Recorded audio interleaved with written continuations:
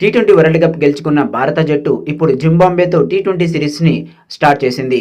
హరారేలో Bharat Zimbabwe మధ్య తొలి T20 match జరుగుతోంది. టాస్ గెలిచిన టీమిండియా కెప్టెన్ శుభమన్ గిల్ ముందుగా బౌలింగ్ ఎంచుకున్నాడు. దీంతో జింబాబ్వే ముందుగా బ్యాటింగ్కు దిగింది. అభిషేక్ శర్మ, రియాన్ పరాగ్, ధ్రువ్ జురేలను ప్లేయింగ్ 11లో చేర్చారు. రవీంద్ర జడేజా, రోహిత్ శర్మ మరియు విరాట్ కోహ్లీ టీ20 ఇంటర్నేషనల్ నుండి రిటైర్ అయిన తర్వాత గిల్ సారథ్యంలో జరుగుతున్న తొలి సిరీస్ కావడంతో ఇప్పుడు అందరి దృష్టి గిల్ కెప్టెన్సీ పైనే ఉంది. ఇక ఈ మ్యాచ్లో మొదట బ్యాటింగ్ చేసిన జింబాబ్వే తక్కువ పరుగులకే పరిమితమైంది.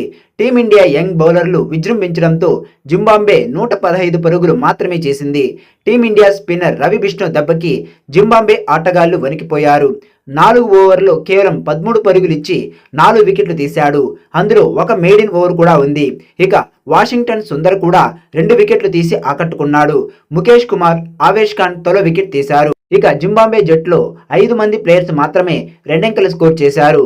క్లీవ్ మాదందే 29, వాస్లీ మదేవేరా 21, బెన్నెత్ 22, డియాన్ మేయర్స్ 23, సికిందర్ రాజా 17 పరుగులు చేశారు.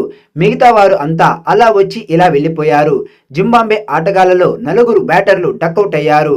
టాస్ ఓడి మొదటి బ్యాటింగ్కి వచ్చిన జింబాబ్వేకి 2వ ఓవర్లోనే షాక్ తగిలింది. ఓపెనర్ ఇన్నసెంట్ కియాన్ ముఖేష్ కుమార్ బౌలింగ్లో క్లీన్ బౌల్డ్ అయ్యాడు. దాంతో ఈ ఓపెనర్ మొదటి బంతికే గోల్డెన్ డకౌట్ అయ్యాడు. దాంతో 6 పరుగులకే మొదటి వికెట్ పడిపోయింది జింబాబ్వే.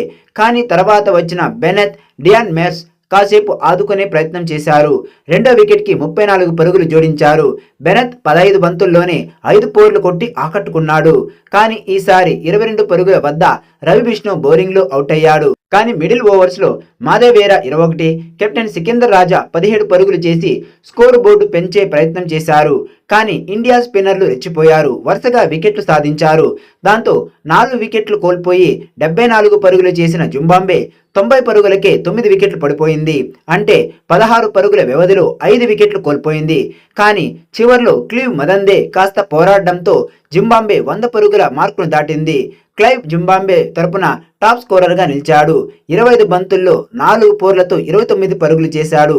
దాంతో 20 ఓవర్లు కంప్లీట్ అయ్యేసరికి జింబాబ్వే 9 వికెట్లు కోల్పోయి 115 పరుగులు చేసింది. దాంతో టీమిండియా ముందు 116 పరుగుల టార్గెట్ను ఉంచింది. ఇక టీమిండియా అద్భుతమైన బ్యాటింగ్తో ఉంది. శుభమన్ గిల్, అభిషేక్ శర్మ, రుతురాజ్, రింకు సింగ్, రియాన్ పరాగ్ లాంటి విధ్వంసకర ఆటగాళ్లు ఉండడంతో ఈ టార్గెట్ని సులభంగా ఛేదించే అవకాశం ఉంది. మరి మొదటి మ్యాచ్లో తక్కువ లక్ష్యాన్ని టీమిండియా ఎన్ని ఓవర్లో ఛేదిస్తుంది అన్నది చూడాలి.